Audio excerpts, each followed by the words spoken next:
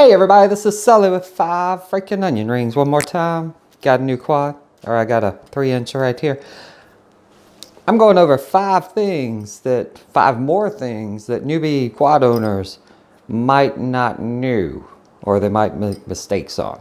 And number 1 is buying the wrong size quad. So everybody wants a 5-inch quad because they fly amazingly well, and they are the best ones. And for the price to performance ratio, 5-inch quads are great. But if you're like me and you live in the suburbs, a 3-inch might be better. And the reason being, it is very, very, very fast, but you can fly it in the neighborhood without scaring the heck out of people. This is not that intimidating flying around, whereas this is intimidating flying around. This is huge. You smack someone with it, it weighs about a pound. Going 90 miles an hour, that's a lot of force. This weighs half that, roughly. Yeah, about half a pound, 200 grams or so. And this flying at someone will hurt, but if they walk out and there's an accident happens, you're less likely to get in trouble with this. This is also normally under 250 grams, which gets you past any of the stupid rules. So number 1, buying the wrong size quad, especially for your area. I have a 5-inch. I can barely fly it because I don't have any fields nearby, and every field I used to fly in is now unavailable to me. So that sucks. So number 1, buying the wrong quad. Number 2, no matter what quad you have, if you don't have enough batteries, you won't be flying. A quad will only fly about 5 minutes on a good battery with a good size ratio. You can buy smaller batteries and you'll fly shorter times, but to be a little faster. You can buy bigger batteries and you'll fly longer times, but you'll be slower. But average 5 minutes is a great time to get.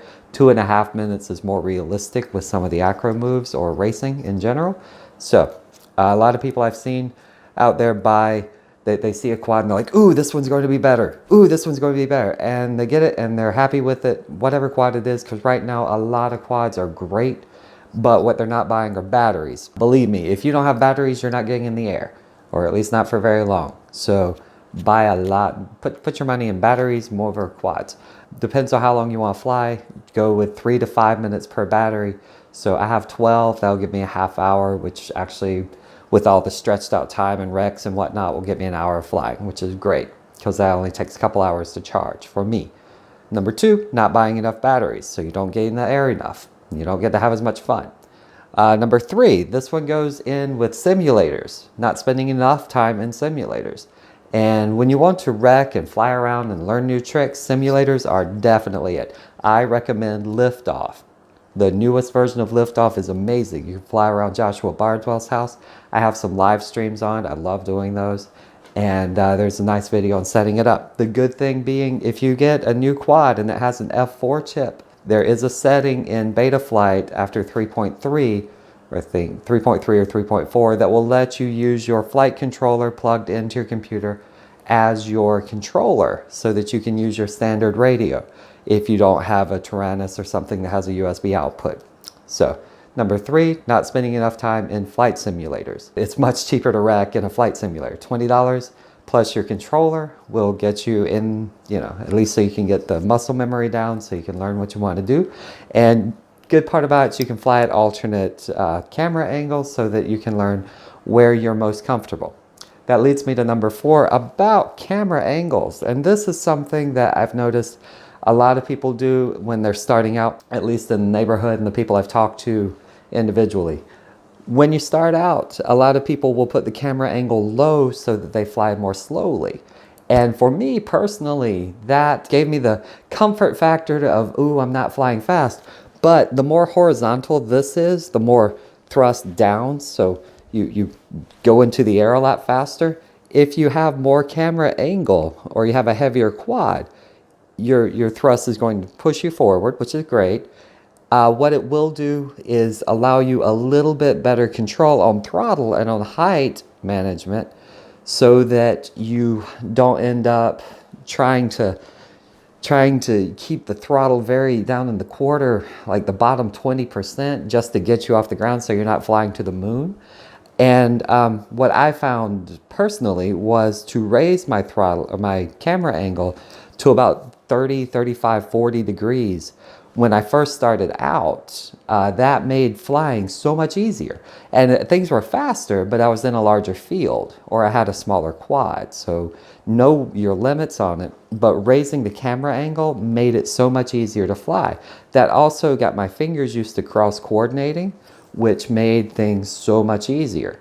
So raise the camera angle. Don't be afraid to kick it up to 30, 35 degrees, 40 degrees, 45 degrees if you really want. Those will get fast, but that will help you with your altitude control, because you'll be pushing forward and not up and down as much, so you have more of the stick range. Sounds weird. That's why you should try it in a simulator. And yeah, it's just so much easier. Now, one thing that helped me out with that was using an ultra wide camera lens. So like I use a 2.1, one of the GoPro size lenses on my 5-inch, or on these all-in-one cams. They're just huge field of view, and that will allow me to land while seeing the ground. Even though the camera is pointed way up, I can still see the ground. The good part about that is whenever I lift off, it lifts up, and I'm at this range going forward, a good bit of speed going forward, but I can see. And I have a lot more throttle control that will help me with altitude. It sounds weird, but I personally have a hard time flying with a flatter camera angle. So like the 10 or 20 degrees that you have on a micro whoop or a tiny whoop, those to me are very hard to fly. All right, and that leads us to the last one. Always searching for a better quad. And something I have noticed is that people will buy one quad and it'll fly okay and they'll get decent on it. And then they'll see a new quad comes out. And it's like, ooh, that's a new quad, it must be better. And then they'll see another new quad that comes out. Ooh, that's a new quad, it must be better. And then they'll see another quad come out. Ooh, that's a new quad, it must be better. Pick something that is reviewed well.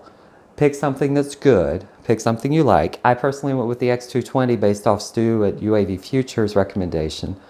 Pick something like that, something you like. Yeah, if Nick Burns likes it in the micro size, if Stu, I love him, but I swear he loves everything, so I can't really. His recommendations I take kind of up and down. Andy RC has really good recommendations for his 5-inches. Buy one of those. Don't spend more than 150 on a 5-inch, 100 to 150 actually on a 3-inch now, about 150. 100 for anything smaller than a 3-inch.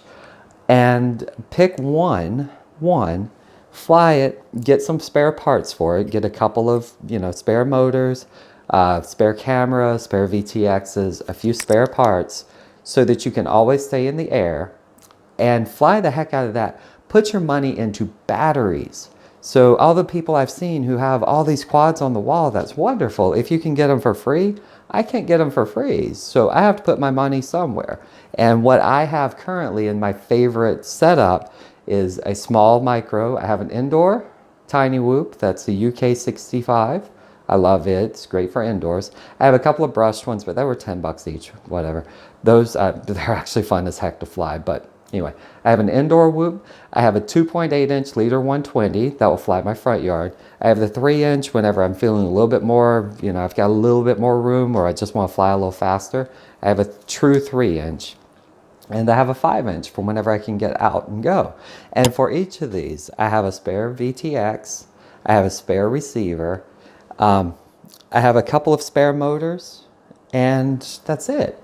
And that's been able to keep me in the air. The rest of my money goes into batteries. And I have a lot of cheap batteries, and I have a couple of good batteries now. Honestly, as long as it gets me in the air, it's fine. My cheapest battery is still going strong a year and a half. My most expensive battery is the only one I've ever had that died, and that was G&B. They're very good batteries. I think I just run them too low in my micro. I run it down to 3.3 and it bounces to 3.5, but I don't think it likes to be run to 3.3, so I just accommodate. Not a big deal. Anyway, my biggest takeaway from this video is very simple, very, very simple. Get what gets you in the air for the longest amount of time in the least amount of money. And for me, that's having a quad, a backup, and batteries. Batteries, batteries, batteries. I'm not kidding. Batteries. Batteries are your friend. Treat them well, buy batteries, because they will keep you in the air. Versus chasing the next best quad, because I can tell you, who cares what you're flying as long as you're in the air? If you're having fun with it, great. But what will get you in the air? Quad and batteries. So thank you so much again. Like I say, I'm trying to get out one a day. If you like this, give me a thumbs up. If you didn't like this, thumbs down. But let me know, please, because I can make changes. And, you know, this is a lot for me in learning how to do these things, and a lot for other people because I like to share knowledge. And I know I can make some big mistakes. So I figured I would share some of my top 5 mistakes and things that quadcopter owners should look out for. So thank you so much. Thank you, thank you, thank you. And I look forward to seeing you tomorrow.